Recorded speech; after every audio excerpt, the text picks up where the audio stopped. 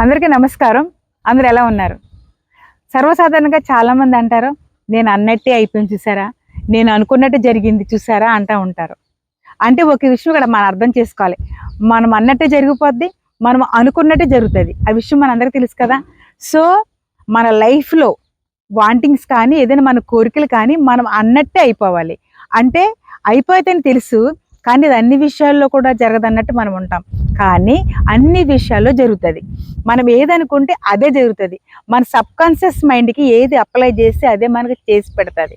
మీలో ఉన్న భక్తికి ఏది అప్లై చేస్తే అదే చేసి పెడుతుంది. కానీ మనం అడిగేటప్పుడు ప్రతిదీ కూడా సానపట్టి చక్కగా అడగాలి. అడిగితే మనకు అన్నీ అయిపోతాయి.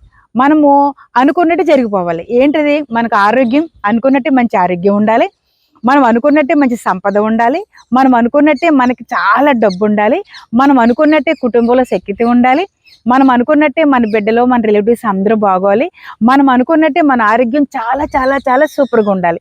సో మనము మనకి సంబంధించినటువంటి విషయాలు తప్పకుండా బలముగా అనుకున్నట్లయితే ఖచ్చితంగా జరుగుతాయి. ఎలాగా? మనం అనుకున్నట్లయితే. సో అందరం అనుకుందాము, అన్నీ పొందుకుందాం. Thank you. నమస్తే.